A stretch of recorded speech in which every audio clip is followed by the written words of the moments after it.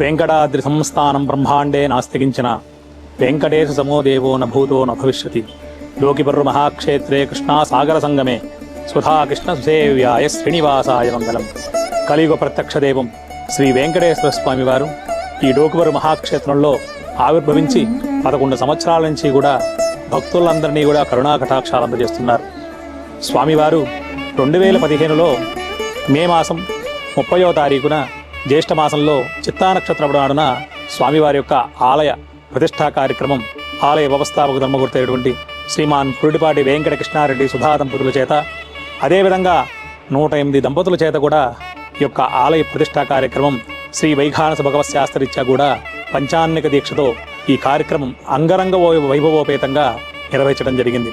ఆలయ అభివృద్ధిలో భాగంగా మనం ఇంకొకటి చూసుకోవాలి. ఈ 1000 స్తంభాల మండపానికి ముందున భాగంలో సాక్షాత్ స్వామివారి ఇక్కడ ఆలయం స్వామివారి కొలువై ఉన్నారన్నట్టుగా అక్కడ మనకి మొదటన దర్శనమిచ్చేది శ్రీదేవి భూదేవి కూడినటువంటి శ్రీమన్నారాయణుడు.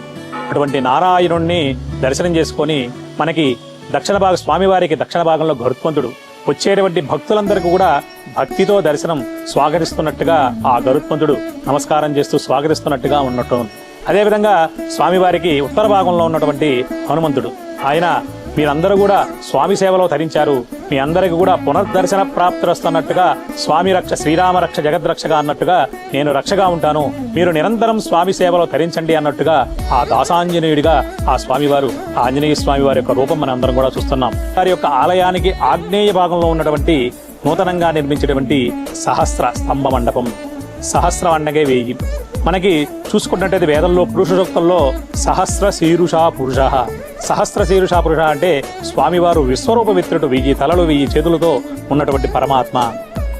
అటువంటి సహస్ర శీరుషా పురుష అన్నటువంటి విధంగా సహస్ర మండపం, సహస్ర స్తంభ మండపం అనేది నూతనంగా ఏర్పాటు చేశారు. ఈ మండపం ఏ విధంగా ఉంటుందంటే సాక్షాత్ విశ్వకర్మే భూలోకానికి వచ్చి మానవ రూపంలో ఈ యొక్క శిల్పినంతా కూడా చెక్కి ఆ శిల్పకళలంతా కూడా ఆ విధంగా ఉన్నాయి.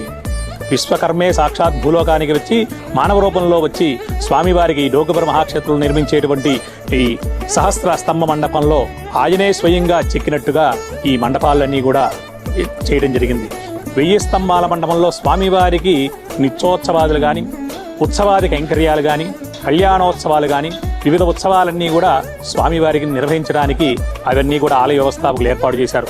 అటువంటి 1000 స్తంభాల మండపంలో మనం స్వామిని సాక్షాత్ దర్శనం చేసినా కూడా చాలంట. ఎందుకంటే ఆ 1000 స్తంభాల మండపంలో ఉన్నటువంటి ద్వాదశమూర్తులు కానీ, అదేవిధంగా ఉన్నటువంటి నవగ్రహాలు, అష్టదిక్పాలకులు, సకల దేవతలందరూ కూడా వేయించేస్తారన్నమాట స్వామివారు.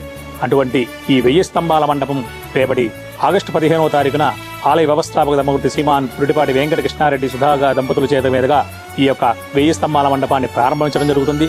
కనుక భక్తులందరూ కూడా ఈ ఆలయంలో నిర్వహించేటి కార్యక్రమాలన్నీ కూడా భక్తులందరూ కూడా తరింపజేయవలసిందిగా కోరుచున్నాం. ఓం నమో వెంకటేశాయ.